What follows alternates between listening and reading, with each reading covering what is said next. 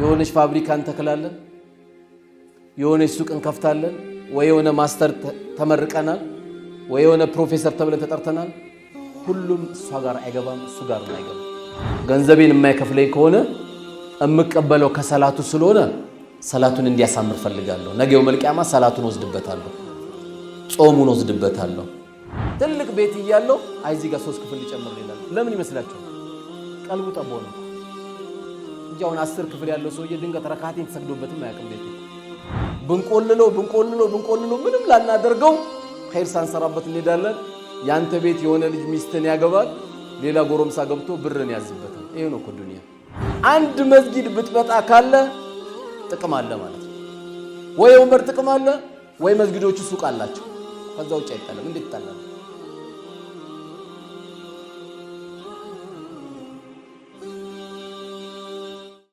ቢስሚላሂር ረህማኒር ረሂም አልሐምዱሊላሂ ረቢል ዓለሚን ወሰላቱ ወሰላሙ ዐላ ረሱሊላሂ ሰለላሁ ዐለይሂ ወሰለም።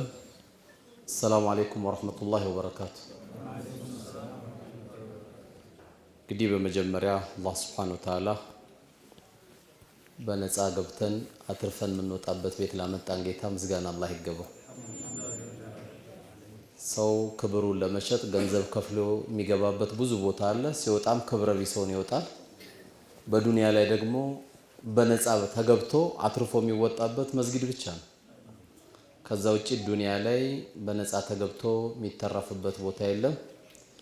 የዚህ አይነት ቦታ አላህ ሱብሓነሁ ወተዓላ ወዶን ከፊሉ በሱስ ከሱሱ ላይ አልነሳም ብሎ ከፊሉ አይ አላቋርጠውም እቺን ድራማ ብሎ ድራማውን እየቀጠለ ከፊሉ አረ እንዴ የፈለገ ኢማሙ ሐያ አለ ሰላይ በሉ ማንቼ ጎሉን ሳያገባ ብሎ ደግሞ ቁጭ ያለ ያለ ማን ግጥሚያ ይኖረው አላቅም። ደግሞ ድንገት ማንቼ ካለው አላውቅም አንተም አለህበት እንዳትሉ አጠቃላይ በተለያየ አህዋል ያሉ ወንድሞቻችን ቁጭ ባሉበት እኛን አላህ Subhanahu Wa Ta'ala በእንደዚህ አይነት ምርጥ ቦታ መላእክቶች የሚያንጃብቡበት እዚህ ቤት ከማንም የምንለየው ደግሞ የሚተላለፈው መልእክት እንኳን ሐዲሱ ባይገባው እዚህ ጋር ቁጭ ያለው ሰው በመቀበጡ ብቻ ምህረት ያገኛል። የሚገርም ትርፍ ነው እኮ ዱንያ ላይ እንደ መስጊድ ትርፍ ያለበት ቦታ የለም። ለአንድ ሰዓት ለሁለት ሰዓት ዳዕዋ ቢነገር ምንም አይገባው፣ ባይገባው ግን አይከስረው ስለተቀመጠ ብቻ። ያንዳንዱ ተቀማማጭ ሁሉ መላእክቶች ሁሉ ማረው እዘንለት እያሉ ዱዓ አረጉልናል። አላህ Subhanahu Wa Ta'ala ከሚማሩት ከተማሩት ባሪያዎቹ አላህ ያድርገን። እንግዲህ ዛሬ ወንድሞቻችን ያው ብዙ አስቸግሪያቸው ነው በአራት ወር አካባቢ ፕሮግራም እንድናዘጋጅ ብዙ ጊዜ ይጠይቁናል። ሳናው ቀርተን አይደለም። ነገር ግን እንደምታውቁት ዳዕዋው በጣም አድርጎ ሰፍቷል። ገጠሩ ዳዕዋ ይፈልጋል፣ ከተማው ዳዕዋ ይፈልጋል። ያ ሁሉ ደግሞ ማዳረስ አይቻልም። አላህ እንኳን የራሱን ሐቅ ቆሞ መስገድ የማይችል ሰው ቁጭ ብሎ የማይችል ሰው ተደግፎ የማይችል ሰው እያጠቃቀሰ ደግሞ መስገድ የማይችል ሰው በቃ አምሮን ስቷል፣ አይጠየቅም። እዚህ ድረስ ያሉ ሰዎች ይጠየቃሉ። ስለዚህ ዳዕዋ ሰው ይፈልጋል። ነገር ግን ዳዮች የሉም። ዳይ የለም እዚህ ሀገር 7 ልጅ ይወልዳል፣ 9 ልጅ ይወልዳል። ልጁን ዳይ ለማድረግም የሚመኝም አባት ብዙ የለም፣ በጣም የለም። ለምን ዳይ ከሆነ መኪና አይዝም፣ ዳይ ከሆነ ቆንጆ ብር አይቆጥርም፣ ዳይ ከሆነ የሰው ሰደቃ ተቀባይ ሆኖ ይኖራል የሚል ሜንታሊቲ ስላለ ዳይ አናገኝም። ዳይ የለም ደግሞ ማለት ምድር የለም ነው። የመኖር ያለመኖር ዋስትና የሚኖረው አንድ አካባቢ አምር ቢል ማዕሩፍ ነይ አኒል ሙንከር ሲኖር ብቻና ብቻ። እዚህ አካባቢ በሰላም ገብቼ እወጣለሁ የሚል የምትል ወደ መልካም የሚያዝ ከመጥፎ የሚከለከል ሰው የግድ ያስፈልጋል። በየትኛውም የምንቀይራቸው ቤቶች የምንገዛቸው ቤቶች ቤቱ ያምራል አያምርም ካሬው ስንት ነው አይደለም ማለት ያለብህ። አምር ቢል ማዕሩፍ አለ የለም። አምር ቢል ማዕሩፍ ከሌለ አባት እንደ አባት የማይታይበት ታላቅ እንደ ታላቅ የማይታይበት የሰው ሐቅ አማና ነውር የማይሆንበት አካባቢ ከሆነ ምንን ትኖራለህ? እንኳን ሞባይል ልጅ እየቀማ አይደል እንዴ ሰው ሞባይል ምን ይገርማል? ልጅን አክቶ 3 ሚሊዮን ብር አምጣ 2 ሚሊዮን ብር አምጣ እያለ አይደል? የአንድ ሰው ቀልብ መስበር ቢገባውና አምር ቢል ማዕሩፍ ቢገባው ኖሮ እንኳን ልጁን ሊደብቅበት 3 ሚሊዮን ብር ሊጠይቅ ይቀርና አያስበውም ጉዳዩ። ስለዚህ ወንድሞቻችንም ላይ እዚህ አካባቢ ዳዕዋ ለማድረግ ብዙን ጊዜ ይጠይቃላችሁ። አላህ በሚያውቀው እግራችን ዘርግተን ለመተኛት እግራችን ዘርግተን ለመብላት አይደለም። በጣም ብዙ ክፍተት አሉብን ከሚባለው በላይ። ክፍተቱ በነገራችን ላይ በሙስሊሙ ብቻ አገሪቷ ብዙ ክፍተት አላት። 120 ሚሊዮን አለ፣ ሰዎች ግን የሉ። ቀበሌ ስትሄድ የምትጨነቀው ለምንድን ነው? አምር ቢል ማዕሩፍ ስላልሰማ ነው። መታወቂያ መስጠት ውለታ ይመስለዋል። ለምን እንደሾመው አላህ አያውቅም። ክፍለ ከተማ መሄድ ጭንቀት ነው። ለምን? ሳንቲም ካልከፈለ ጉዳዩ ያልቅለት። ጤነኛ ሰው ስላልሆነ የተቀመጠው ችግር ውስጥ ትገባለህ።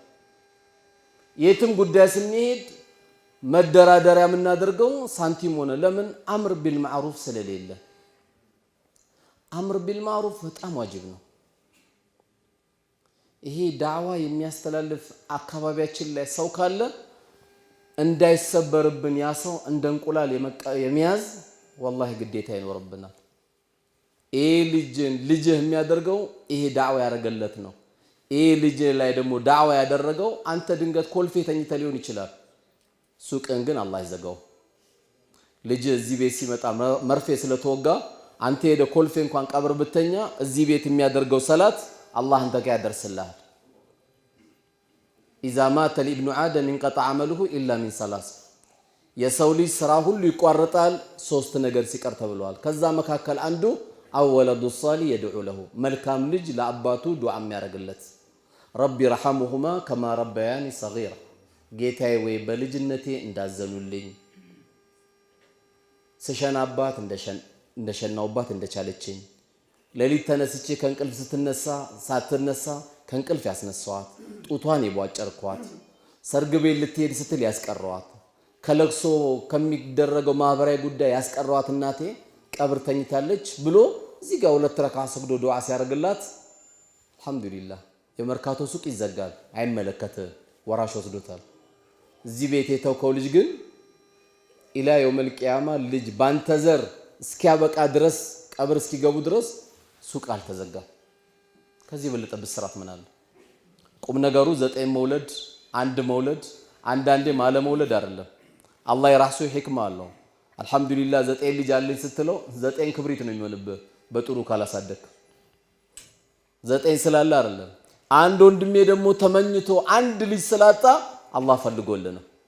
በልጅ እንዳትቀጣ ስለፈለኩኝ እኔ አንተን ስለፈለኩኝ ብሎ ነው እንጂ አላህ የፈለጉን መንታ ይሰጠዋል፣ የፈለገውን 1 ልጅ ይሰጠዋል፣ የፈለገውን ደግሞ መሃን ያደርገዋል። ይሄ ኔትወርክ ያለው በአላህ እጅ ብቻ ነው። ስንቱ እየሄደ ነው አይደል እንዴ? 1 ልጅ ፍለጋ ቻይና 5 ሚሊዮን ብር፣ ታይላንድ 7 ሚሊዮን ብር፣ ህንድ 10 ሚሊዮን ብር እያለ ስንት ብር ያወጣል። አላህ የራሱ ሂክማ አለ። ያ ሂክማው በሱ እጅ ነው ያለው። ስለዚህ ርዕሴን እስካሁን አልገባውም። ወደ ርዕሴ ከመምጣቴ በፊት እያንዳንዳችን 5 ልጅ 3 ልጅ 2 ልጅ በምንወልድበት ጊዜ ልጃችን አንዱ ጎበዝ ነጋዴ ከሆነ አልሐምዱሊላህ፣ አንዱ የአላህ ቤትን የሚንከባከብ፣ አንዱ ዳዒ የሚሆን እኛ ዳዕዋ እናደርግም። እንግዲህ የዛሬው የተሰጠኝ ርዕስ አላህ ሱብሓነሁ ወተዓላ በዱንያ ላይ ማንም ደረጃቸውን የማያወርድባቸው የፈለገ ዱንያ ላይ ታዋቂ የሆነ ሰው እንኳን በገንዘብ ቢታወቅ አሊምነ ተብሎ ከፍ ቢደረግ የጠቅላይ ሚኒስቴር አማካሪን እንኳን ቢባል ጠቅላይ ሚኒስቴርም ቢሆን ከዛም በላይ ቢባል ሰው ካለ ደረጃውን ላያገኝ የሚችልበት የዚህ አይነት ደረጃ በዱንያ ላይ አላህ ሰጥቶኛል ብሎ ከፍ ብሎ የማይታይበት አላህ ዱንያ ላይ ከሰጠን ትልቁ ነገር ወላጆቻችን ናቸው። በተለያየ አጋጣሚ መልእክቱን ለማድረስ ሞክረናል።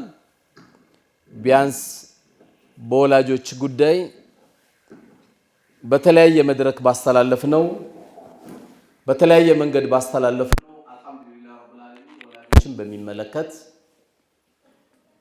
እኛ በሃይማኖታችን እንደዚህ አይነት መልእክትን መስማት አልቻልንም በማለት የሌላው እምነት ተከታይ ያዳምጠው ወደ 24 ሚሊዮን ስለ እናቶች ተደምጧል። አልሐምዱሊላህ ይሄ በየትኛውም አጋጣሚ አላህ ይሰማል ካላለ በስተቀር ይሄን ቁጥር ማግኘት የምትችለው አይደለምና አልሐምዱሊላህ ሌሎችም ቢሆን ቦርቡሮ ስለ ህይወታችን ያለንበት ነገር ሁሉ የሚነግረን ቢኖር ኢስላም ብቻ ነው።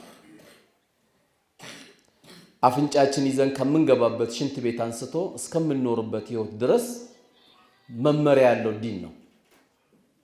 በጣም በሚገርም ሁኔታ አራስ ቤት ለሄደች ለወለደች እህቴ የሚደረግ ዚክር የተለየ ነው። ታዚያ ለደረሰበት ወንድሜ የሚደረግ ዚክር የተለየ ነው። አዲስ ልብስ ስንለብስና አሮጌ ልብስ ስንለብስ የሚደረግ ዚክር የተለየ ነው። አዲስ ቤት ስንገባ የሚደረገው ዚክር የተለየ ነው። ከቤታችን ስንወጣ የተለየ ነው፣ ስንገባ የተለየ ነው። መስጊድ ስንገባ የተለየ ነው፣ ስንወጣ የተለየ ነው። አዲስ ሙሽራ ስናይ የምናደርገው ዱዓ የተለየ ነው። የትኛውም ዲን ከኢስላም ውጪ የተናገረ የለም። የትኛው እኔ በጣም ደግሞ የሚያጅበኝ ለአሮጌና ለአዲስ ልብስ ዚክር የለየ ዲን ነው እኮ። ጠዋት ስትለብስ አልሐምዱሊላህ الذي كساني هذا ورزقني من غير حول مني ولا قوة ያለኔ ኃይልና ብልሃት ይሄን ልብስ ያለበስከኝ ጌታ ምስጋና ይገባ። አለቀ። ጠዋት ስለብስ አዲስ ልብስ ደግሞ ስለብስ አዲስ ዚክር አለ። اللهم لك الحمد أنت كسوتني أسألك من خير وخير ما صنع له وأعوذ بك من شر وشر ما صنع له አንተን አዲስ ልብስ ያለበስከኝ ጌታ ሆይ ይሄ ዛሬ የገዛውት የለበስኩት አዲስ ልብስ መጥፎ ነገር ካለ ባንተ ተጠበቃለሁ፣ ኸይሩን ካለ ካንተ ከጅላለሁ። አንድ ቀን ነው የምታደርገው ይሄን ዚክር። አይገርምም? አዲስ የገዛ ብቻ ቀን እንዲህ ያሟላ ዲን የለም። ይሄን ያነሳው ለምንድን ነው? እነዚህ ትንንሽ ናቸው የምንላቸው በዚህ አይነት መልኩ ከታዘዝን ስለ እናትና ስለ አባትማ ተነግሮ ያበቃ። እንደ ኢስላም ስለ እናትና ስለ አባት የነገረ የለም፣ የሚናገርም የለም። ሰው እናትን አክብሩ ሊል ይችላል። ሰዎች እናታቸውን አክብር አባትን አክብር ሊል ይችላል። በእስልምና ግን እናት አክብር አባት አክብር አይደለም፣ ትእዛዝ ነው። ማክበር ሳይሆን ትእዛዝ የምትፈጽመው ነው። እናት ማክበር አለማክበር፣ አባት ማክበር አለማክበር ምርጫ አይደለም። እኛ እንደዚህ ሄደን ምን መክሮ የለም። እንደ ኢስላም ምርጫ የለውም።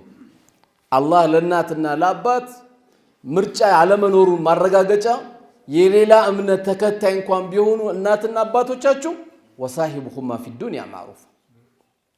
እናቴ አመመሽ ወይ? መጣውልሽ እናቴ። እናቴ አስቤዛ አልተሟላልሽም? መጣው እናቴ። ምንድነው ደበረሽ? ሐኪም ቤት ልውሰድሽ እናቴ? የፈለገ እምነት ተከታይቱ ወሳሂቡሁማ ፊ ዱንያ ማዕሩፍ። አንተ ያለ ላይ ርባት፣ አንተ ያለ ላይ ጠማት፣ አንተ ያለች ላትከጅል በሃይማኖት ጉዳይ ብቻ ሲመጡብህ ለኩም ዲኑኩም ወሊየ ዲን። እናቴ አንቺም በሃይማኖትሽ ነሽ፣ እኔም አላህ አዞኝ ነው። አንቺ የምታመልከው ያዞሽ አይደል? አዎ፣ እዚህ ጋር መለያችን ነው እናቴ። ከዚህ ውጭ ግን በሃይማኖት ጉዳይ በስተቀር እኔ አንቺን እንድኸድም ካንቺ ጎን እንድቆም ስላንቺ ማንን እንድከታተል አላህ አዞኛል። ድንገት እናትም ሸሃዳ እንዳትይዝ ያረከው እኮ አንተ ልትሆን ትችላለህ። ለምን? ገምጫጫ የሆነ ባህሪ እሷ ጋር እያሳየው ነው። የሆነ ነገር አድርግ ስትባል ትላለህ። ስልክ ስትደውልላት አታነሳላትም። እንደውም እሷ የሌላ እምነት ተከታይ ስትሆን ሜዳ ላይ እስልምና ማሳየት አለብህ። ሁሉም ሐጃ ከሷ በኋላ ነው። ሁሉም ሐጃ ከሱ በኋላ ነው። ከነሱ በላይ ሐጃ የለንም ዱንያ ላይ።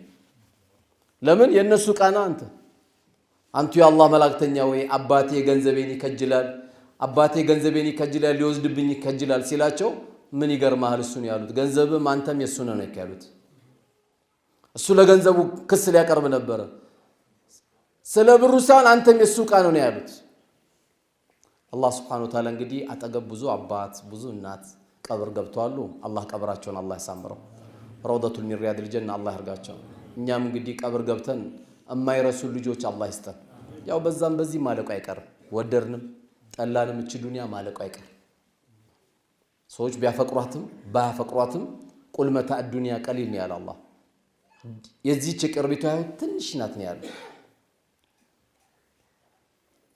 አላህ ደግሞ መስጊድ ገብቶ ዱዓ የሚያደርግል ልጅ ተተሜድ ማለት እኮ መሽሞት ካንተ ስንት አባቶች ሞቱ ስንት እናቶች ሞቱ 150 100 120 ሚሊዮን ብር ጥሎ ይሄዳሉ አንድ ሰው በሰደቃ እንኳን ያስታውሳቸውም አንድ ኢላ መን ረሂመ ረቢ አላህ ያዘነላቸውማ ያባታቸውን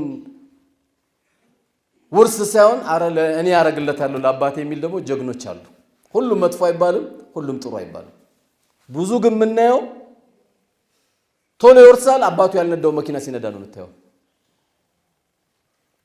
ወዲያው ካልኩሌት ነው የሚደረገው ስለራሱ እንጂ ስለዛ አባቱ ስለዛ እናቱ አይደለም ኸይረኞችስ በእናታቸው ስም አምፖል ያስገባሉ አንድ ቁርአን ገዝተው ያስገባሉ በእናታቸው ስም መስጊድ ምንጣፍ ያስነጥፋሉ በእናቴ ስም ሙአዚኑን ይጃሉ ይላሉ በእናቴ ስም ኢማሙን ይጃለው በእናቴ ስም መስጊድ የሚخدመውን ጥበቃ ይጃለው አሁን እኛ እንደዚህ የምንጠራቸው ሰዎች ተራ ይመስሉናል ተራ ኢማም ሲባል ተራ ለምን 00 መኪና የለውማ 00 መኪና የለው ሙአዚን ሲባል ተራ ይመስለናል ዱንያ ላይ እኮ እንደ ሙአዚን እኮ ትልቅ ጥሪ የሚያደርግ የለም ወደ ስኬት ኑ የሚለው ሙአዚን ብቻ ነው እኮ ሌላ የለም ሌላ ወደ ሺሻ ኑ ወደ ጫት ኑ ወደ ድብድብ ኑ ወደ ሲኒማ ኑ ወደ ድራፍት ቤት ኑ እያለ ነው ጥሪ የሚያደርገው ብርጭልጭ አርጎ ድርግም አርጎል ዲኮር አብርቶል ይጠራል ብርን ትከፍላለ ትንገዳገዳለ ትቦስ ተወርቃለ ለአራት ተሸክሞ አልጋ ላይ ይወረውራል በገዛ ገንዘብ ሙአዚን እኮ ነገ የውመል ቂያማ እንደ ግመል ሻኛ ከፍ ብሎ የሚታየው ሙአዚን ነው እኮ አይገርምም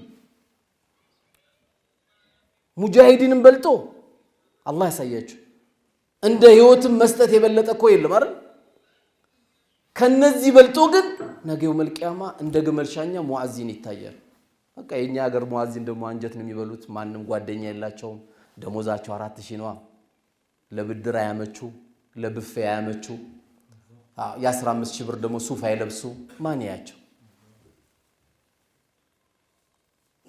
ማን ነው ከማካከላቸው ሙአዚኑ ጓደኛዬ ነው ተዳሪ ላይ ችግር ሲፈጠር እጅ ያማክረዋለሁ ኢማማችን ጓደኛዬ ናቸው የሆድ ጓደኛዬ ናቸው ችግር ሲኖር እጅ ያማክራቸዋለሁ ስራዬ ላይ እንደዚህ አይነት ቢዝነስ ሲመጣ እንዳይሳሳትና ቤቴ حرام እንዳይገባ ኢማሜን አማክራለሁ ማን ነው እስቲ አለ ነው የዚህ አይነት ሰው አለ ነው ከሌለ ባዶ ነው የሆነ ሰው እኮ ሊኖር ይገባል የሆነ ሰው ሲጨንቆ እንኳን ጠንቋይ ያለው እኮ ጠንቋይ ሊያጭበረብረው ሊያምታታው ሊያፋታው ገንዘቡን ሊዘርፈው ጠንቋይ ይዛል እኮ ሰው ኢማሙ ሙአዚኑ የሚቅር ካልክ ደግሞ ብልሆች ጓደኛ የሚያደርጉት ማንም መሰለ እናታቸው ነው ብልሆች አባታቸውን ጓደኛ ያደርጋሉ እስቲ እናቴ እንደዚህ እየተፈጠረ ነው ባባ እንደዚህ እየተፈጠረ ነው ምን ትለኛለህ አባዬ እንደዚህ ሊጀምር ነው እናቴ እንዲህ ሊጀምር ነው ምን ትይኛለሽ አባኛ ጭንቅላት በቃ ቻሮጊት ጋር እንዴት አርጌ ላውራ የሽማግሌ ጋር እንዴት ላውራ አጃይብ ትገባለህ አብሽር አንተም ከዘራ መያዝ አይቀር ወደዛ ጀማዓ መግባት አይቀርም ሱነተ አላህ الكون ነው መቼ ነው እናትን ጓደኛ ያደረካት አንዳንድ የሚያሳዝኑኝ ጠቦች አሉ ምንድነው የተጣላችሁት አይ እናቷ ጋር ሊድ ብላኝ እኮ አስቸገረችኝ በተቃራኒ ደግሞ ምን ትሰማለህ አይ አባቷ ጋር እጄ ሲሄድ ምን ነው አመሸ ብላ ተጣላች ላ ኢላሃ ኢላላህ ምን ያለ እንደወረደና አያችሁ ሚስት እናቴ ጋር ሊድ ካለች አረ ሂጂ እናቴ ከቻልሽ አርድረሽ ነኝ ሂጂ እናትሽ አይደሉ እንዴ ምንድነው ናክል ዱንያን ትልቅ ያረግ ነው እናቷን አይታ ትምጣ እንጂ አድራ ትምጣ እንጂ 30 ዓመት ያሳደገቻት እናቷ አንተ 10 ዓመት 5 ዓመት ካገባት ካሁን በኋላ እናትሽ ጋር የምትሄጂ ከሆነ ፈታሻለሁ ካልክ አላህ ፈቶካል አንተ ራስህ። እሷም ደግሞ እናትህ ጋር እንዴት አመሸ ቀለል እናርገው፣ ቁጭ ብለን እንወያይ። ፈረንጆቹ ከዝንጀሮ እየተግባቡ እኮ እያሳዩን ነው። አንተ ቤት ላይ ሌባ የማይዘርፍ ከሆነ ሚስትህን ይዘህ እናቷ ቤት ለምን ሀጂ ነብይ ጋር ለምትሄደው እናት ጋር ነው የምትሄደው። እሷን እያቀፍክ እናቷን እየናክ ትዳር እንዴት ይኬዳል? እናትን የሚያክል ማንም ሰው በዱንያ ላይ አንድ እናት ነው የሚሰጠው። ሲያገባ ሁለት እናት አላህ ያደርግለታል። ይሄ ዝም ብሎ ባህላችን ላይ ለመርነው አላህ አውዙ ቢላሂ አማቾች እኮ ማለት አማሽ ማለት እኮ ይላል። በቃ ጭራቅ ነው አይደል አማች? አሁን ላኢላሃ ኢላላህ አረ ወርቅ የሆኑ አማች አሉ። ወላሂ በዚህ ያልተፈተነ ስንት ወርቅ የሆኑ አማቾች አሉ። ጭንቀት የሚያስጨንቃቸው ስራ መቀዝቀዝ የሚቀዘቅዙ ልባቸው ስንት ሰዎች አሉ። እናት ጋር ለመሄድ ከፈቀድክ ሰላም ከሆነ ወይ ደማደር ቀለል እናርኩ ወላሂ ታልቃለች አይደል እቺ ዱንያ። ጭራቅ የሆነ ባል ሰጥቶሻል ቶሎ ሩጪ ነው አይደል የምትባለው? አረ ከረፈደብሽ ይገልሻል ቶሎ ሩጪ ይባላል። ይሄ ወላሂ ጠብ አልነበረም። እናቴ ጋር ሳይሆን እሷን ማስፈቀድ ያለባት እናት ጋር ልሄድ ፈልጋለሁ ፍቀድልኝ። ለምን የሱም እናት ናታ። ትላንት አይስማትም ነበር አሁን ይስማታል። ትላንት አይጨብጣትም ነበር አሁን ይጨብጣታል። ነገሮችን ከበድ ስናደርግ ትልልቅ ችግሮች አላህ የሰጠን ትልቅ ትዳር ላይ ችግር እንፈጥራለን። ስለዚህ ልሂድ ካለች ትሂድ፣ ሰላም ትሁን። ኢንፎርሜሽን ይዛ ትመጣለች። እዛ ከሄደች ነው የምትለወጠው የሚለው ሸይጣን የለወጠብህ እናት አትለውጥ።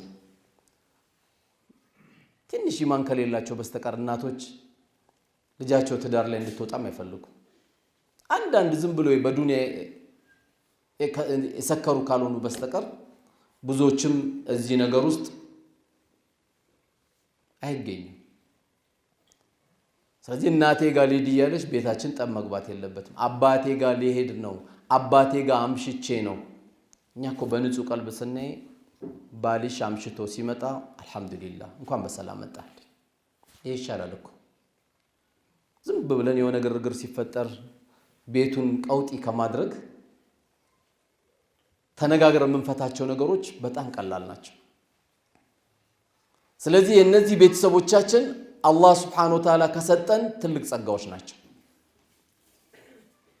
ለዚህም ነው ነብዩ አለይሂ ሰላቱ ወሰለም አላህ Subhanahu Wa Ta'ala ጀነት ላይ ልዩ መስተንግዶ ለሁለት አካሎች ያሳያቸዋል አሉ። ሲያሳያቸው እነዚህ ሁለት አካሎች ጌታችን ሆይ እኛ ሰላታችንም እናቃለን፣ ጾማችንም እናቃለን፣ እያንዳንዱ ኸይር ስራ የሚባሉን እናቃለን። ይሄ የጀነት መስተንግዶ በመናችን ነው ጌታችን ብለው ይጠይቁታል። ነብዩ አለይሂ ሰላቱ ወሰለም በሐዲሳቸው ምን አሉን? ይሄ መስተንግዶ ለነዚህ ለአባትና ለእናት ብስራቱ ይነገራቸዋል። አዎ ጾማችሁም አይደለም ዘካችሁም አይደለም፣ ነገር ግን አባታችሁ እና እናታችሁ እናንተ በዱንያ ላይ ከሞታችሁ በኋላ ሁለታችሁም ከሞታችሁ በኋላ ልጆቻችሁ የቀጠሉላችሁ መልካም ስራ ነው ይባላሉ። የዛሬ 20 ዓመት አባት ሞቶ ከሆነ 20 ዓመት ሙሉ ሱቁ ክፍት ነበር ማለት ነው። አሁን ከዚህ በኋላ 20 ዓመት የምትቀጥል ከሆነ 40 ዓመት ኸይር ስራ ሁሉ ለነዛ አባትና እናቶች አላህ Subhanahu Wa Ta'ala የአጅሩ ተካፋይ እንዲሆኑ ያደርጋቸው።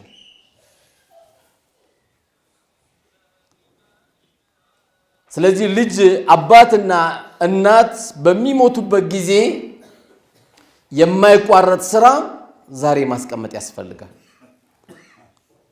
የዚህ ቤት ፍቅር እነዚህ ልጆች ከሰጠናቸው ወላሂ ትልቅ ነገር አውርሳል አንተ።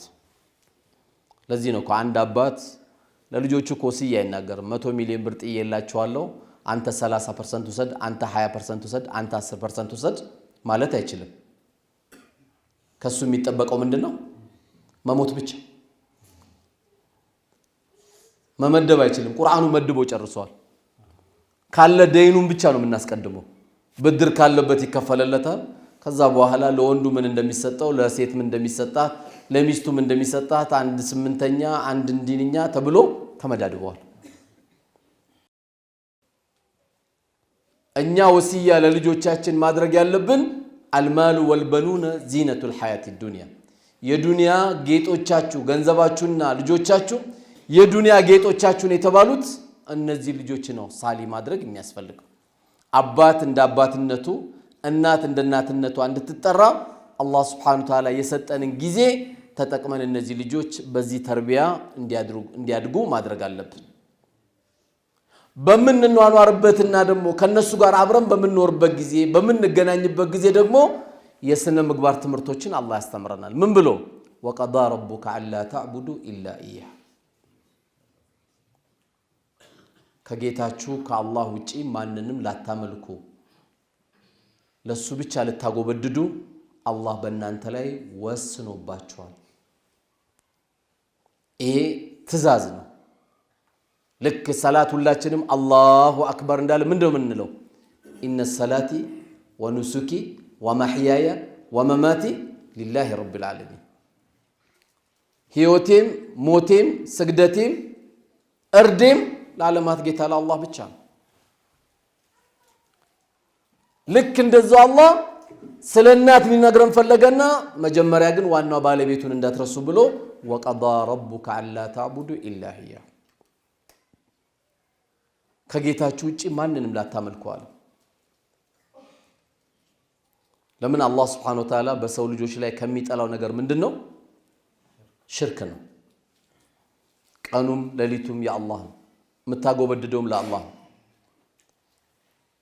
ሸኽ የሚባል ካለ ታከብረዋለህ እንጂ አታጎበድድለት። ጠንቋይ ካለ አታጎበድድለትም። ወደ ሰላት እንዲመጣ ወደ ኢማን እንዲመጣ ወደ ተውበት እንዲመጣ ትነግረዋለህ እንጂ ምንም አታደርግለት። ምክንያቱም ጠንቋዩም የሚበላ የሚጠጣ የሚሸና የሚተኛ ነው። ምንም ሊያደርግ አይችልም። የሚበላም የሚጠጣም የሚሸናም ብሎ ደግሞ አላህ ይሄን እያወቀ ደረጃ የሰጣቸው ለሁለት ሰዎች ብቻ ነው። ወቢልዋሊደይኒ ኢሕሳን፣ ለወላጆቻችሁ መልካም ዋሉላቸው። ማብላቱ፣ ማጠጣቱ፣ አብሽሩ ማለቱ፣ ማማከሩ። በተለይ አሁን ያለው ወጣት በጣም መጠንቀቅ ያለባችሁ፣ ባባ ሽማግሌ ሊልክ ነው ብለ ቶሎ አትጀምር። እንዲህ አይጀመርም። ኒካ አስብ ያለው ነው። ልጅቷን ካየ ከጨረሰ ኡር ልንመጣ ነው ሲባል ለአባቱ የሚነግር ልጅ አለ። ይሄ አዳብ አይደለም።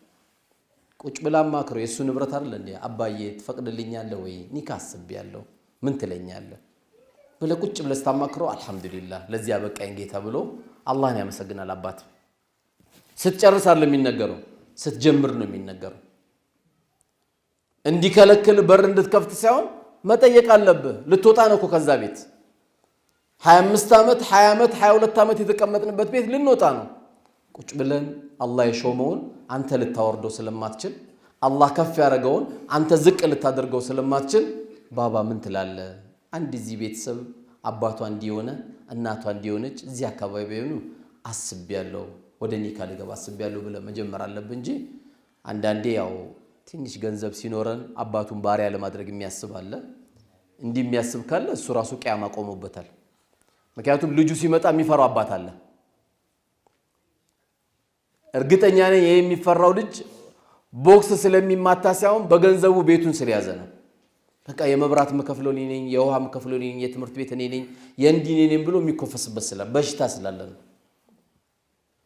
ያንተ 1 ዓመት አለ 100 ዓመት ብትخدማቸው አንድ የምትጨምረው ነገር የለም። አንድ የምትጨምረው ነገር የለም። በየቀኑ መረቅ ለምን አታጠጣቸው? በየቀኑ ብፌ ለምን አታቀርብላቸው? አለ የተባለ ገበያ ቦታ ሁሌ እየሄዳችሁ ሄዱ የምትላቸው አንተ ቲማቲም ነህ። እነሱ ጋር የሚጨፈለግ ቲማቲም ነህ። አንሰነ መታየት ያለብህ። አይ ብዙ ግንኙነቴ ከባለ ስልጣን ነው፣ መስጊድ በጣም እከበራለሁ፣ ትልቅ ሰው ነኝ። አንተ እነሱ ጋር ትንሽ ነህ፣ ልትከበር ትችላለህ። እነሱ ጋር ግን ትልቅ አይደለም፣ ትንሽ ነህ። ሲያወሩ እንኳን ልትቀድማቸው አትችልም። ያን ሁሉ ተከልክለሃል አንተ። ሲያወሩ እንኳን ልትቀድም፣ መንገድ እንኳን ሲሄዱ ልትቀድም አትችልም። ድንገት ሾክ ይመታቸዋል፣ እሾክ እነሱን ከሚመታ እኔን ይምታ ብለን እንጂ መቅደም የምትችለው መቅደም አትችልም። ድንገት አላህ ይሄ ረህመቱን የሚመጣ ረህመት እንዳይመጣ ያደረግነው በወላጆቻችን ጋር ያለን ግንኙነት እጅግ በጣም ዝቅተኛ ነው። አላህ ደግሞ ዛሬ በህይወት የሰጠን አባት ወይም እናት ደግሞ ካለ አረፈደም። ዛሬ አሁን ዳዋውን እንጨርሳለን። ስንጨርስ ትጀምራለህ፣ ችግር የለም። ኢነላህ ላ ዩገይሩ ማ ቢቀውሚን ሐታ ዩገይሩ ማ ቢአንፉሲሂም። አላህ አንድ ነገር አይለውጥም ሰዎች ራሳቸው እስካለወጡ ድረስ። ጅብሪል መጥቶ አይለውጥልንም፣ እኛን ለውጥ የሚያስፈልግን። እስከ 5 ሰዓት ቁጭ እያልክ ኒካ ማሰር ፈልጋለሁ ትላለህ። እንዴት ታስራለህ? መጀመሪያ ወጣ መርካቶ ካርቶን ተሸከም፣ ጆንያ ተሸከም፣ የቢዝነስ ሲስተም ልመድ። 5 ሰዓት ቁጭ ብሎ ሲህር ተደረገብኝ የሚላል ራስ ላይ ነው ሲህር ያረከው። ይሄ ዝም ብለን ጭንቅላታችን የምናደክም ሰዎች አለ። 5 ሰዓት ተነስቶ ሲህር ተደረገብኝ ይላል። እውነትህን ነው። እንዳንተ የተደረገበት አለ? አንደኛ የተደረገብህ እኮ አንተ ነው። ዱዓ የተደረገለት እኮ ጠዋት ወጥቶ ስራ ለሚሰራ ሰው ነው ነብዩ ገበያውን ባርክለት ያሉት አለይሂ ሰላቱ ወሰለም። ገበያው እንዲባረክ የነገሩት ያንን ነው። 5 ሰዓት ላይ ጫቱን ጀምሮ መቅሪብ ላይ ያቆማል። ሲያሰላስል ፒያሳ ሲሄድ ቦሌ ሲሄድ 7 ሰዓት እንቅልፍ ወስደዋል። ሙአዚናችን ሐያ አለ ሰላ ሲሉ ለምን ይመጣል? ምን ያደርግለታል? ለምን? ፒያሳ የሱ ነው፣ መርካቶ የሱ ነው፣ ሁሉ የሱ ነው። ጠዋት ሲመጣ ምንም የለም፣ ምንም። ስለዚህ እያንዳንዱን ነገር ለአላህ ብቻና ብቻ ነው የሚሰጠው። አላህን ከያዝክ ወላሂ ምንም አትሆንም። ከአላህ ቀጥሎ በሰው እናትን ጓደኛ አድርግ። ወላሂ ርዝቁ እነሱ እጅ ነው ያለው፣ አኽላቁ እነሱ እጅ ነው ያለው። እስቲ እጄን ይዘሽ ዱዓ አድርጊልኝ በላት። እስቲ ጭንቅላቴን ይዘሽ ዱዓ አድርጊልኝ። ነጭናጫ ነኝ፣ ቲቢተኛ ነኝ፣ ግንፍልተኛ ነኝ። ብዙ ባህሪ አለ። እዚህ ጋር ማይኩን የያዘው ሰውዬ መላእክት እንዳልመስላችሁ አላህ ያጎደለብኝ ባህሪ አለ። እጄን ይመለምናለሁ። ንጹህ አላህ ብቻ ነው። እሷን ጓደኛ አድርግ። አጠገቤ የለችም፣ ሂዳ አንዋር መስጊድ 2 ቁርአን ገዝተ መስጊድ አስገባላት። በእናት ስም አንድ የቲም አሳድግ። ብንቆልሎ ምንም ላናደርገው ኸይር ሳንሰራበት እንሄዳለን። ያንተ ቤት የሆነ ልጅ ሚስትን ያገባል፣ ሌላ ጎረምሳ ገብቶ ብርን ያዝበታል። ይሄ ነው እኮ ዱንያ።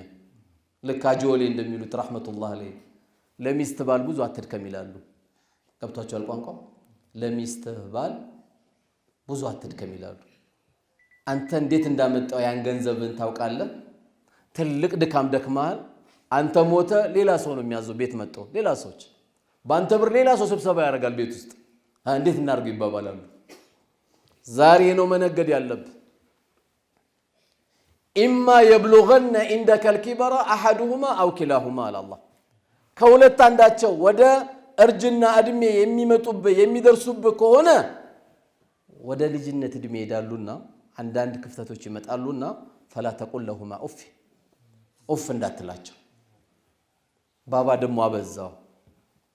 ኡፍ እንዳትላቸው። ወላ ተነሐሩሁማ አታመናጭቃቸው።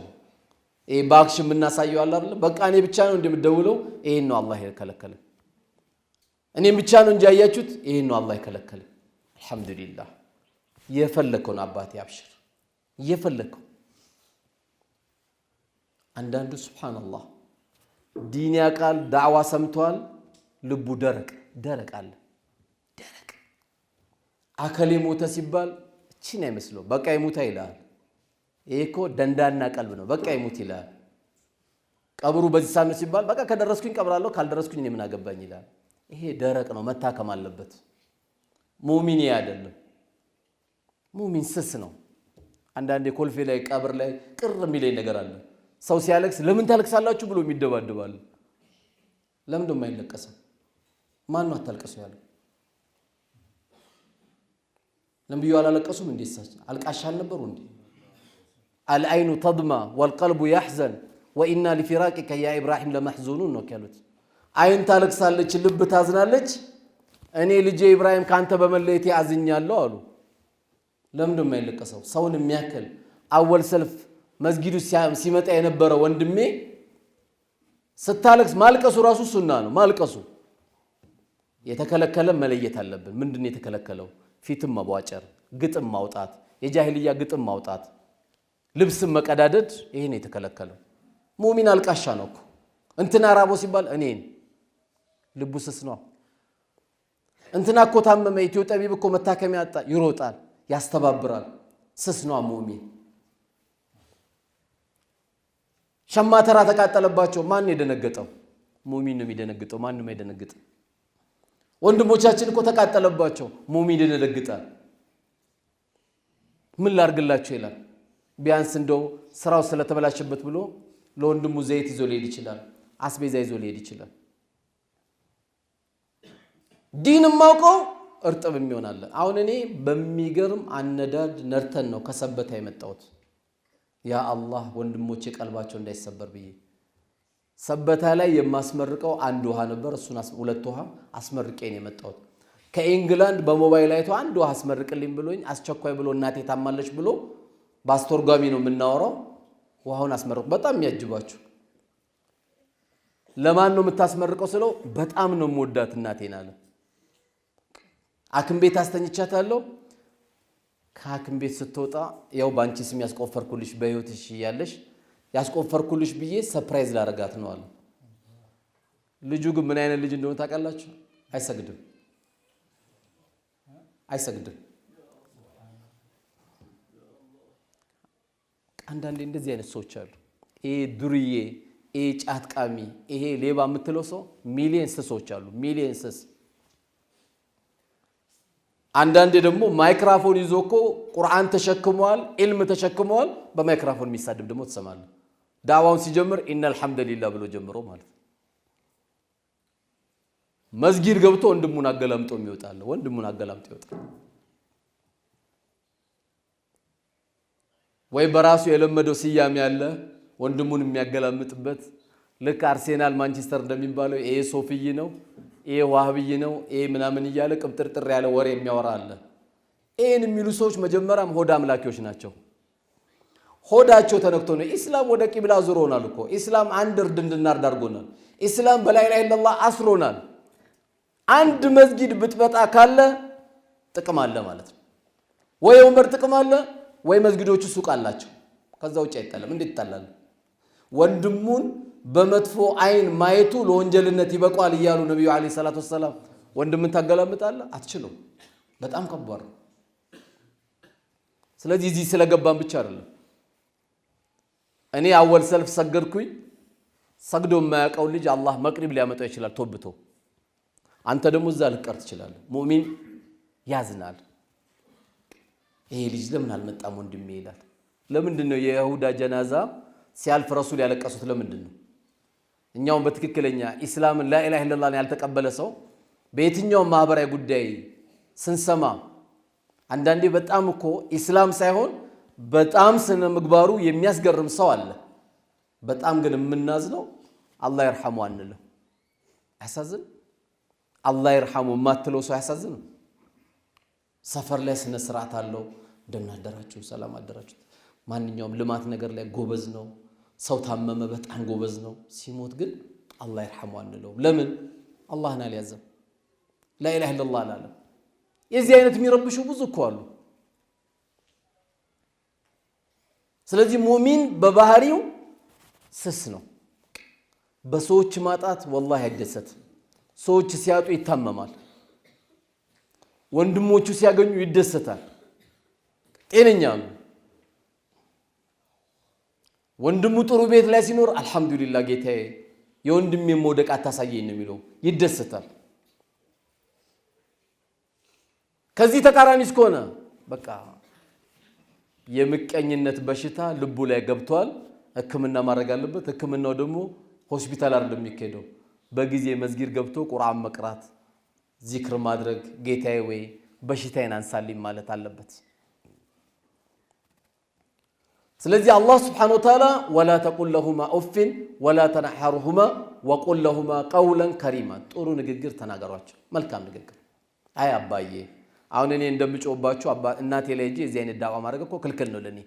ቀስ ብዬ እንደ ኬጂ ተማሪ አባብዬ ኡሚ አሁን ያረክሽው ልክ አይደለም እናቴ፣ ይሄ እኮ እንዲያፈቃ እናንተ ልንጫጫው እንችላለን እናት ላይ ግን የዚህ አይነት ዳዋ አይደረግም ቀስ ብለ አባብለ አልበላ ያለ ልጅ አባብላ አይደለም ተበለው ልክ እንደዛው ነው ያባበልክ ይሄ ጥሩ አይደለም አላህም እንዳይቆጣብሽ እንዳያዝንብን ብለ ይሄን ነው መናገር ያለብን ስለዚህ ጥሩ ንግግርን ተናገሯቸው واغفر لهما جناح الذل من الرحمه يا رحمت ክንፋችሁን ደግሞ ዝቅ አድርጉላቸው እሷ አጠገብ ስትገኝ ድምጽም ቀስቀስ አደራ ወንድሞቼ እኔ አደራ እምላችሁ እናት አንተ ስትመጣ እንዳደነግጥብህ አደራ والله ቂያማ ቆሞብሃል እናት አንተ ስትመጣ እንዳደነግጥ ያንተ የቤት ወጪ አፍንጫ ላይ ጣለው አላህ ይረዝቃታል والله خير الرازقين እያበለዋት ነው ብለ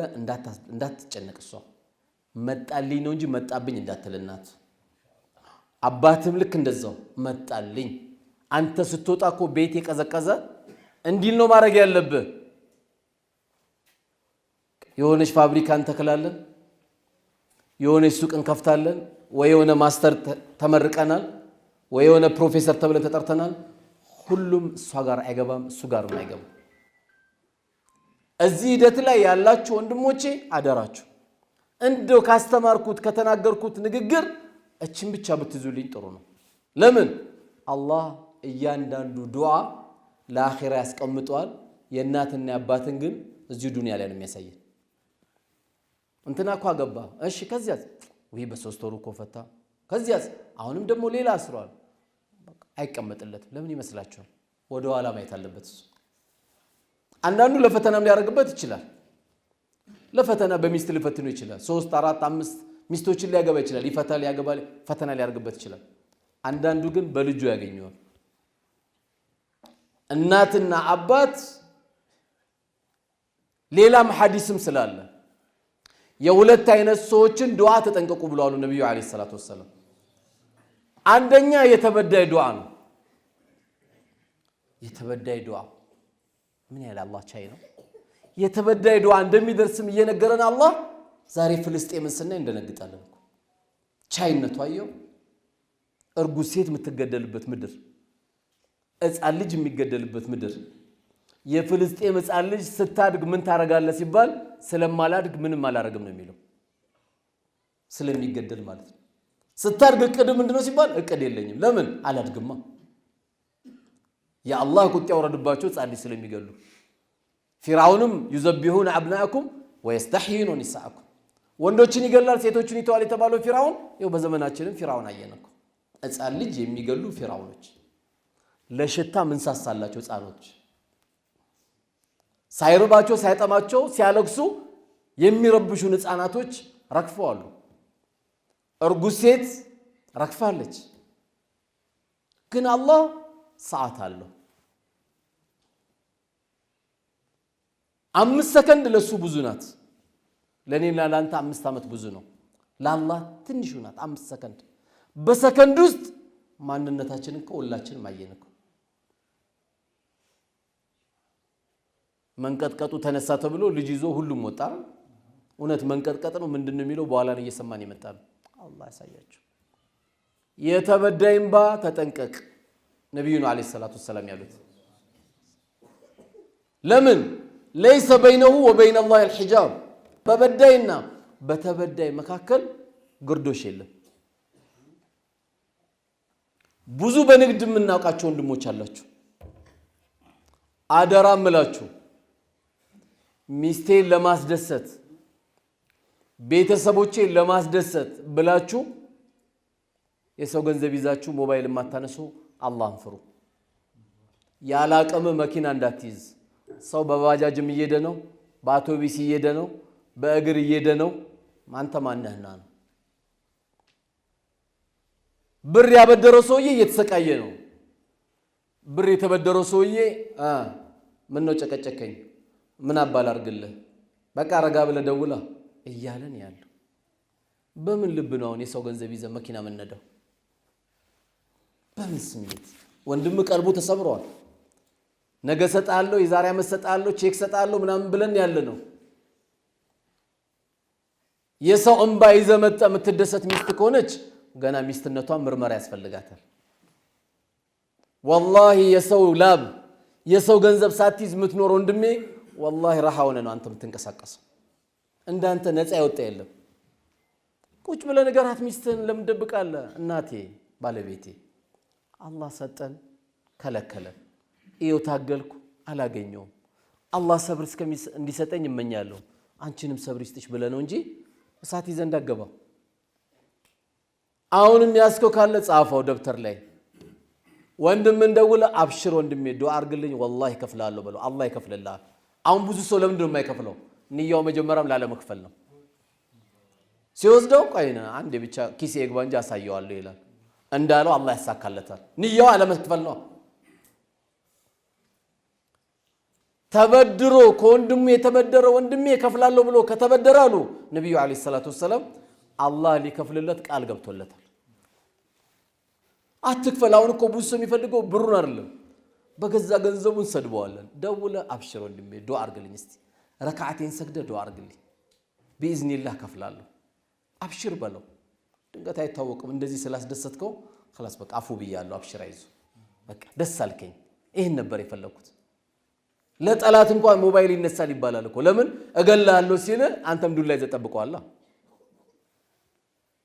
ባላነሳ ቁጥር ወንድምህ ቀልቡ እየተበላሸ ነው የሚመጣው ስለዚህ አሁን ዙልም የሚባለው በሰው ገንዘብ አለ አጠገባችን አብራን መተኛ ሚስታችን አለች አባቷ ሞቷል እናቷ ሞታለች ወገን የላትም ምን ታመጣለች ብለ ቁጭ የምታረክ ሆነ ታመጣለች ታሳያለች ያሳያል አላህ Subhanahu Wa Ta'ala ምን ታመጣለች ያልካት አላህ ያሳያል ምን እንደምታመጣ ዙልም ነው እሱ እቺ አፋት ምተኛው ሚስት እናት ናት ሴት ልጅ ናት ሁሉ ነገር ናት የነብዩ ወሲያ ናት አለይሂ ሰላቱ ወሰለም استوصوا بالنساء خيرا ስላሉ አደራችሁን የሴቶችን ነገር ስላሉ በማንኛውም ጉዳይ ዙልም አንተ ላይ እንዳይመጣ ጥንቃቄ ማድረግ ያስፈልጋል الظلم ظلمات يوم القيامه ظلم يوم القيامه ظلمات ነው የሚመጣው ብዙ ጨለማው ነው የሚመጣው መጀመሪያም ጨለማ ነው ብዙ ጨለማው ነው ይመጣል ለዚህ ነው አንዱ ለማ አከለ የሚባል ዞለሙት አይደል ሲባሉ አው ዞለመኝ እና አልከፈሉትም ገንዘቡ አልከፈለኝም እስካሁን ምን አሰቡ ታዲያ ሲሉት በቃ እንግዲህ ካነሳህብኝ ላይ ቀር አንድ መልእክት ለሱ ልንገር እኔ ጠይቄው እምቢ አለኝ ስለዚህ አንታው መልእክቱን ሄደ ለሱ አድርስልኝ ምን ብሎ አዘዙት መሰላችሁ አንተ ገንዘብ ያበደርኩ እየኖረ ያልሰጠኝ ወንድሜ ሆይ እኔ አደራምለ ሰላትን ቆንጆ አድርገ ስገድ ረመዳንም በደንብ ጥሩ አድርገ ጾም ብለው መልእክት ላኩ ልጁ ግራ ገባው መልእክት የሚሄድ እንዴ ምን ለማለት ፈልጎ ግራ ገባው ገብታችኋል ጉዳይ ሄዶ ነገረው የተባለውም ሰውዬ አልገባው ከእንደገና ተመለሰና ኢልም ስለሆነ እዚህ ጋር ያገኘው ኡስታዝ ምን ለማለት ፈልገው ነው ግን እኔ አልገባኝ መልእክቱን እጄ አድርሻለሁ አላችሁ አይ አንድ ግፈኛ ሙስሊም ወንድሜ ግፈኛ ከሆነ ገንዘቤን የማይከፍለኝ ከሆነ እምቀበለው ከሰላቱ ስለሆነ ሰላቱን እንዲያሳምር ፈልጋለሁ ነገው መልቂያማ ሰላቱን ወስድበታለሁ ጾሙን ወስድበታለሁ ዘካውን ወስድበታለሁ ሐጁን ወስድበታለሁ ሰላቱን ቆንጆ ካላረገ ብሬንም ማጣው የው መልቂያማም የምትሳሰበው ሂሳብ የለኝ ሰላቱ ቆንጆ ከሆነስ ከቆንጆ ሰላት ወስድበታለሁ ዙልም የሰራ ሰው የሰው ክብር ነክቶም ይሁን ገንዘብም ቀምቶም ይሁን በማንኛውም ሂደት እዚያን ነገር ነው የሚገጥመው ስለዚህ ማናችንም ዙልም የሚባል ነገር እጃችን ላይ እንዳይገባ ጥንቃቄ ያስፈልጋል ለጊዜው ልንቆይ እንችላለን ብዙ ዟሊሞች አላህ እንደፈለጉ ያደረጉ እያስተኛቸው ነው እያበላቸው ነው እያጠጣቸው ነው እየተንከባከባቸው ነው እስኪዛቸው ነው ያዛቸው ጊዜ አለቀ ከዚህ በፊት እዚህ ይለኛል ፍልስጤምን እንዲ አዛም ያደርግ ህፃናታቸውን የሚገል የነበረው ሻሮን የሚባል ነበር 9 አመት አላህ ፓምፐርስ እንዲጠቀም ነው ያደረገው 9 አመት ከኔ በለጠ የለም ያለው 9 አመት ፓምፐርስ ነው የተጠቀመው ከአልጋ ላይ 9 አመት ፓምፐርስ እየቀየሩለት ከነ ፓምፐርሱ ነው አላህ ጋር የተገናኘው ያ ፊርዓውን የነበረ ነጃሳ ማለት ነው ያ ሁሉ ህፃን እንደሱም የገደለ የለም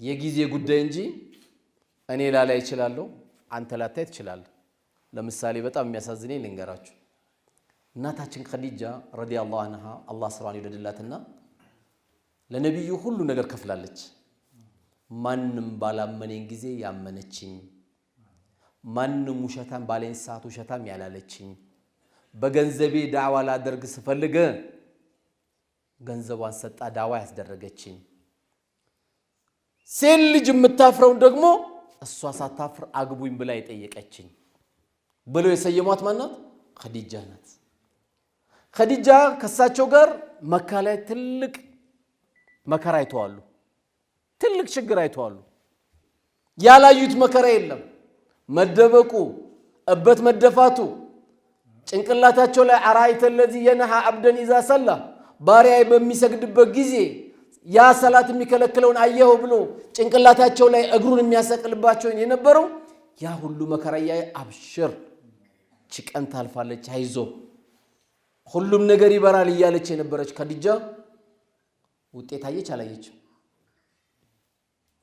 ውጤት አየች አላየች ንገሩ አላየች የሚገርማችሁ አላየች አላየች ውጤት በኔ ላይ ቆም ይችላል ባንተ ላይ ቆም ይችላል ትላንትም እዚች ሀገር እኮ ከመቅሪብ ከ10 እስከ መቅሪብ ባለው 30,000 ሙስሊሞች እኮ ተገለዋሉ እዚች ሀገር ላይ ቦሩ ሜዳ ላይ 30,000 ሙስሊም እዚች ሀገሪቷ ላይ ምን ነበር ዘንባቸው وما نقموا منهم الا ان يؤمنوا بالله العزيز الحميد ዮሐንስ 30,000 ሙስሊሞችን ገለዋል በጣም የሚገርሙ ጥንካሬ ነበራቸው ወይ እስልምናችሁን ተው ወይ ሃይማኖታችሁ ሌላ ሃይማኖት ተቀበሉ ወይ አንገታችሁ ስጡ የቱ ይሻላችኋል ሲባሉ አንገት ሰጣልን አሉ 30,000 ሰው አንገት ነው የተቀደደ 30,000 ሰው ይሄን 30,000 ሰው ሙስሊም የገደለው የነበረው ፊርዓውን የዚህ ሀገር ፊርዓውን እንዴት ሞተ ደሞሱ አላህ ጭንቅላቱ ሱዳኖች ወስዶ ስልክ እንጨት ላይ ነው ሰቀሉት ይሄን አርደውት ስልክ እንጨት ላይ የጊዜ ጉዳይ ነው አየው እነዛ ሸሂር ናቸው بإذنillah እንጠረጥራለን ከአላህ ሂሳቡ ከአላህ ጋር ነው ምርጫ እየተሰጣቸው አንገቴን ይያሉ መቼም በሌላ እንጠረጥርም እኛ ዛሬ እየተቸገርን ያለነው እኮ አንገት መስጠት አይደለም እኮ ሱቢ መምጣት ነው የተቸገርነው ሱቢ ቂያማው ነውብናል አሙቀን ውዱ ማድረግ እንችላለን በጊዜ ከተኛ መምጣት እንችላለን ሱቢ ፈተናው ነውብናል ዙልም የሚዞልሙ ማንኛውም ሰዎች የጊዜ ጉዳይ እንጂ ነገ ያገኙታል ርዕሴን እንዳትረሱት የሁለት አይነት ሰዎችን ዱዓ ተጠንቀቁ ተብሏል ከዛ መካከል አንዱ የበደለኛን እንባ ነው ሚስት በባል ባል በሚስት በጓደኛ በስራ በተለያየ ማንንም የየትኛውም እምነት ተከታይ የሚሆን ዙልም እንድናደርስበት አልተፈቀደልንም ሁለተኛው ተጠንቀቁ የተባለው ዱዓ የማን ነው የወላጆቻችን ዱዓ ነው ወላጆች ለልጆቻቸው ወላጆች አበሳጭተናቸው እጭ ብለናቸው መከራ ሳይተናቸው ይሄዱብን እንደሆነ እዚሁ ነው የምናገኘው ያን እንዳያገኘን ዛሬ የነዚህን ሁለት አይነት ሰዎችን ዱዓ መጠንቀቅ ያስፈልጋል በምን እንጠንቀቅ ረቢ رحمهما كما ربياني صغيرا ጌታዬ ወይ በልጅነቴ እንዳዘኑልኝ አንተው ዘንላቸው والله ቀላል አዘኑልን ያልሸና ለዚህ ውስጥ ያልሸናባቸው ለዚህ ውስጥ እንቅልፍ ያልከለከላቸው ለዚህ ውስጥ የለም ስንት ፕሮግራም በእኛ የተነሳ ከስንት ቤተሰብ ጋር ርቃ አልተገኘችም እንዴ አሁንም ያለችው እናት ሁሉም ነገርኛ ፈጻሚ አድርገን ራሳችንን እንቆጥራለን በቃ ያቺ አቅፋት የምተኛው ሚስት እናት ናት ሌላ ፍጡር እንዳትመስል በቃ እኔ ሁሉ ወጪ ያወጣው ምናምን ይያለ ምንጫጫለ እኔ ወንድም ምጧ እኮ ሂሳብ እኮ ያልገባም ያመጣችው ያንተ ልጅ ብላ የተጠራለ ባንተ ስም የተጠራው ልጅ በምን ገንዘብ ነው ምን ተምነው ሂሳቡ ከባድ ስለሆነ ነው ያልተነገረው ያን ሂሳብ ከተሰራ ስለዚህ በዱንያ ላይም ካሉ ረቢ ይርሐሙሁማ ከማ ረበያኒ ሰጊራ ሞቶም ከሆኑ ረቢ ይርሐሙሁማ ከማ ረበያኒ ሰጊራ ጌታዬ ወይዘንላቸው በልጅነቴ እንዳዘኑልኝ ስለዚህ ዛሬ ኢንሻአላህ ከዚህ በር እንደወጣን ተግባራዊ ዱዓ አይደለም እንፈልገው አይደል ሁላችንም እንደወጣን ኡሚ አሰላሙ አለይኩም እንዴት ነሽ እናቴ ቀለል ካረግነው ዱንያ እንደ ባለቤቱ ነው አንዳንዴ 10 ክፍል ሰርተህኮ ቀልብ ጠባብ ከሆነ 3 ክፍል ሌላ ተጨማሪ ከሌለ ደግሞ ትጨነቃለህ ትልቅ ቤት ይያለው አይዚ ጋር 3 ክፍል ሊጨምር ነው ይላል ለምን ይመስላችኋል ቀልቡ ጠቦ ነው እኮ እንጂ አሁን 10 ክፍል ያለው ሰውዬ ድንገት ረካዓቴን ተሰግዶበትም አያውቅም ቤቱ እኮ ረካዓቴን ተሰግዶበት አያውቅም ብዙ ትልልቅ ቤቶች ለለቅሶ ነው የሚከፈቱት ለምንም አይከፈቱማ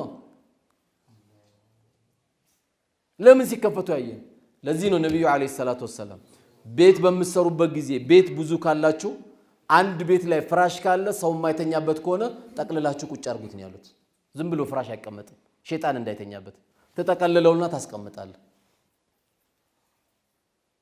ከዚህ ውጭ 4 5 6 ቤት ሲሰጥ ደግሞ እዛ ኢማሙ ዚ አሰናብተው ሲሄዱ ውጣና ደግሞ ቤት ሄደ ባዲያ ሰገድበት ቀብልያ ሰግደህ ኢቃም ሲል ደግሞ ናበት በዚህ ሂደት ነው መጠበቅ ያለብን ስለዚህ ዛሬ ስንወጣ ከበር ላይ ሰላም አለይኩም ኡሚ አንተ ጋውን ዚያራ መጣ ከሆነ ለስከ ዛሬ ላሳለፍኩት እናቴ አፉ በይን በላት እስከ ዛሬ ጮኩብሽ ያሳለፍሽው አሁንም ይሄን ስናገር አንቺን ሐቅሽን ለመጠበቅ ብዬ ሳይሆን ማንነቴን ራሴን ለመቀየር ነው ብለ ጓደኛ አርጋት ደውልላት በተለይ አብዛኛው የገጠር ሰዎች ነን ዛሬ እዚህ ትንሽ ገንዘብ ስናገኝ እናቶቻችን መረሳለን በጣም ማዝነው ለአረፋ ሄዶ እናቱን ይዘይራል ለአረፋ ዘይሩ ያለ ስልምና እኮ የለም አቋርጥና ነገም ሄደ ዘይራት ለአረፋ በአመት አንድ እናት ዘይራል ላ ኢላሃ ኢላላህ ሂድ ዘይራት አንድ 3 ቀን ሸቅለና ስራ ቀዘቀዘ ሲባል እሷ ጋር ደግሞ ቃርጋት መጣም እንዴ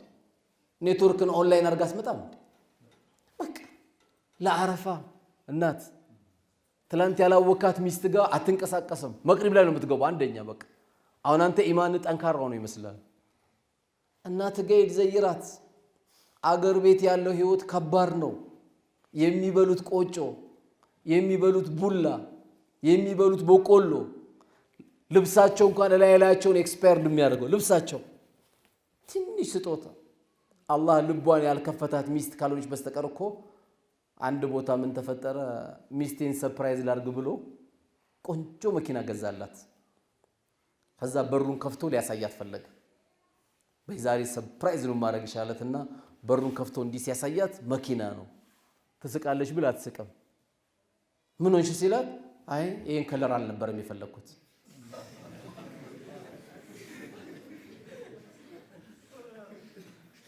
ላ ኢላሃ ኢላላህ 2 ኪሎ ቡና ደግሞ ለናት ብትሰጣት ለባባ አንድ ኢማማ ይዘልብት መጣ ያ አላህ ጀነት የገባ ያክል ነው የምትደሰተው ና ልጄ ይልሃል 2 ኪሎ ቡና ናት እኮ 2 ኪሎ ቡና ለዛች ኡሚ ብትሰጣት ልቧ ክፍት ቶቂ ቢሆን በጉን ገዝቶ መግባት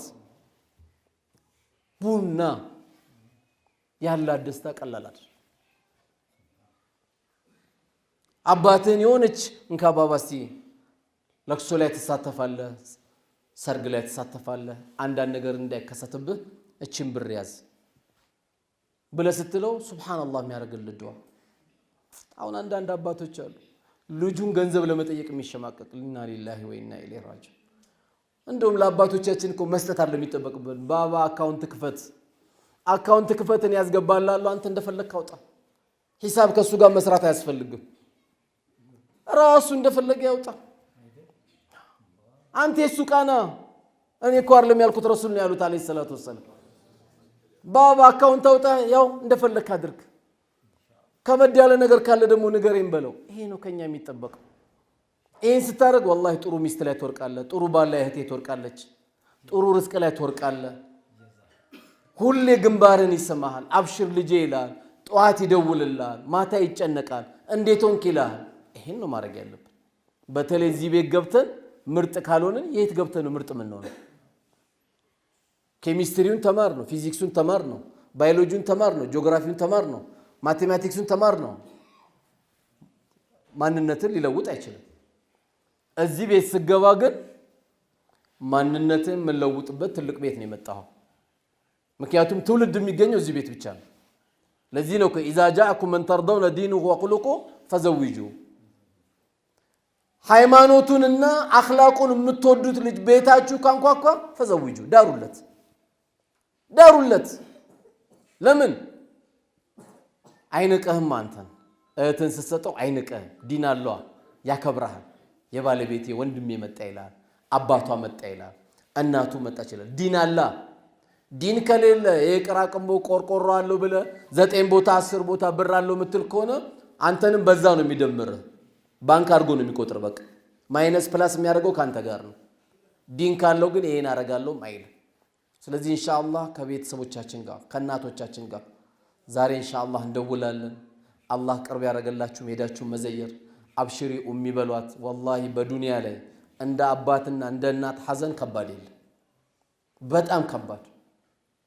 ለዚህ ነው ዑለሙ ሰሃቦቹ እናትና አባት ሲሞትባቸው ከሌላው ሐዘን ከበድ ያደርጉ ነበረ። ሐዘናቸው ጠንከር ይል ነበረ። ለምንድን ነው ተብሎ ሲጠየቁ የጀነት በር ተዘጋብኝ ይላሉ። እነሱም መከበደም የጀነት በሩ ስለሆነ የጀነት በር ስለተዘጋብኝ ብለው ነው የሚያለቅሱት የነበሩ። እኛም የጀነት በራችን እንዳይዘጋ አላህ ቀብር የወሰደብን ቤተሰቦች ደግሞ ካሉ አንዳንዴም ቀለል ካረግሎ ዱንያ እንትና ሞተ እስከሚባል አትጠብቅ። ተነስተ ኮልፌ ሄደ ተሳፈር፣ ቀብር ግባ፣ ለብቻ ዱዓ አድርግ፣ ለሁሉም ውጣ። እዛው ላይ እናት አለች፣ እዛው ላይ አባት አለ፣ እዛው ላይ ጎረቤቱ አለ፣ እዛው ላይ ላ ኢላሃ ኢላላህ ያለ ሁሉ አለ። ትልቅ ሽቀላ ሸቀለ ትመጣለህ፣ ትልቅ ንግድ ነግደ ነው የምትመጣው። ስለዚህ ከእናቶቻችን ጋር አደራ፣ በንግግር በአክሽን የምናሳያቸው ነገሮች አደራ፣ ድምጻችንን አደራ፣ መልስ መስጠት አደራ። የጤንነታቸው ጉዳይ ልጄ አሞኛል ካለች ወዲያው ዘጋግተው ወዲያው ሩጥ፣ ወዲያው ዘጋግተው ወዲያው። በዱንያ ላይ የሚቆጭ ነገር እንዳይመጣብህ፣ ወይኔ ሳልሄድ እንዲሆነችብኝ እንዳትል ወዲያው። አላህ ትንሽ ሳንቲም ከሰጠ ሱቅ ሌላ ሰው ቢጠብቀው ችግር የማይኖር ከሆነ ሄደ ዘይራቸው።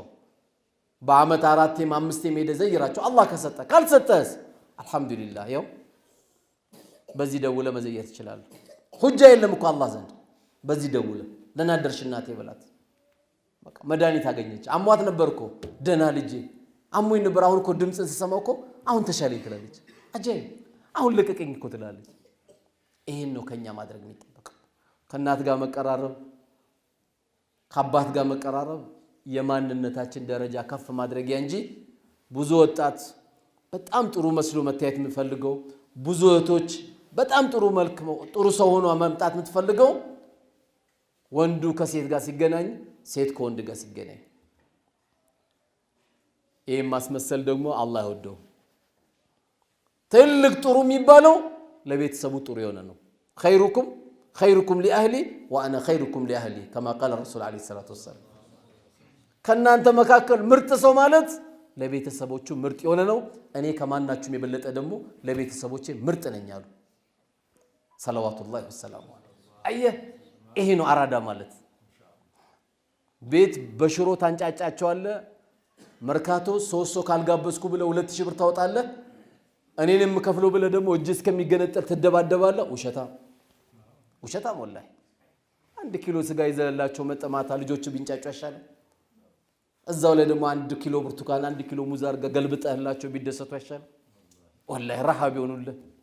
ባባዬው አበላህን ሲልህ ቢያንስ እንኳን ጀናዛን ያጥባልኩ ይሄ ልጅ አብሽር የሚል ነገር ይሄ ነው አይደል እንዴ? ተከሻህ ነው። ውጪ ላይ መላእክት መስላለን። መላእክት ሰላም አለይኩም ወአለይኩም ሰላም ደናና ሐቢቢ አልহামዱሊላህ ሐቢቢ። ቤት እኮ ጭራቅ ነው፣ ጭራቅ። ልክ ሲመጣ አልጋ ስር የሚገባ ልጅ አለ። ባባ መጣ ብሎ አልጋ ስር። ይሄን እስላም አያውቅም። ከኛ የሚጠበቀው ተግባራዊ እንቅስቃሴያችን ይሄን ነው ማድረግ ያለብን። አላህ Subhanahu Wa Ta'ala እንግዲህ የዚህ አይነት የቁጣ ቫይረሶችን አላህ ያንሳልን። የተሻልን ሰዎች አላህ ያደርገን። እዚህ ቤት እንደሰበሰበን ጀነት ላይ ከሚሰበስባቸው ሰዎች አላህ ያርገን። በመካከላችንም ቀብር የሄዱብን እናትና አባቶቻችን ረውደቱ ሚን ሪያዲል ጀና አላህ ያርግላቸው። ቤታቸውን፣ ምንጣፋቸውን፣ ግድግዳቸውን አላህ ያሳምርላቸው። የተሻለ ቤት አላህ ያርግላቸው። እዚህ ቤት እንደሰበሰበን አላህ ሱብሓነሁ ወተዓላ ጀነት ላይ ከሚሰበስባቸው ሰዎች አላህ ያርገን። ለእናት ለአባቶቻችን ደግሞ ጥሩ ታዛዥ፣ ጥሩ የነሱ ልጅ ከተባሉት ባሪያዎቹ አላህ ያርገን። ከነሱም ቀልብ አላህ ይጠብቀን። እዚህ ቤት ምርጥ ቤት ነው የተገናኘ ነው። ምርጡን ጀነት ደግሞ አላህ ያገናኘን። ቲቢትም ኩራትም አላህ ያንሳልን። ምቀኝነትንም አላህ ያንሳልን። የኔ ዘር ይበልጣል ምንለውን በሽታ አላህ ያንሳልን። ትክክለኛ የአላህ ፍራቻ ልባችን ላይ እኔንም እናንተንም አላህ ካስቀመጠብላቸው ሰዎች አላህ ያርገን። በየደቂቃው እሳት እየዘነበባቸው ያሉት ፍልስጤሞችንም አላህ ይድረስላቸው። አላህ ይድረስላቸው። አላህ ይድረስላቸው። አላህ ይድረስላቸው። አላህ በቃችሁ አላህ ይበላቸው። የሞቱትንም ቤተሰቦች አላህ የሸሂድነት ደረጃም አላህ ይከልክላቸው። ያሉትንም አላህ በቃ አላህ ይበላቸው። ይህን እሳት እያወረዱ ያሉን ደግሞ አላህ እሳት አውርዶባቸው ሳናይ ደግሞ አላህ ቀብር ያውሰደን። ልክ ዑምራ መካ መዲና እንደምንሄደው ሁሉ ቤተል መቅዲስ ሄደን ሰግደን የምንመጣበትን ደግሞ አላህ ያቅርብልን። አላህ ያቅርብልን። እዛ መሄድ አንዱ ሂዱ ከተባልንበት ቦታ ነውና ያን ሳንሄድ አላህ ቀብር ያውሰደን። አላህ ይዋጋላቸው። አላህ ይዘንላቸው። አላህ በቃቸው አላህ ይበላቸው። እነዚህ ልጆቻችንም ከመጥፎ ነገር ሁሉ አላህ ይጠብቃቸው። የመስጊድ ፍቅር አላህ ይስጣቸው። ከአይንናስ አላህ ይጠብቃቸው። በቁርአንም ጎበዝ፣ በትምህርትም ጎበዝ፣ ኡማውን ሁሉ የሚያገለግሉ ልጆች አላህ ያርጋቸው። ሀዛ ወሰለላሁ ዐላ ነቢይና ሙሐመድ ወዐላ አሊሂ ወሰሐቢሂ ወሰለም። ወሰላሙ ዐለይኩም ወረሕመቱላሂ ወበረካቱ።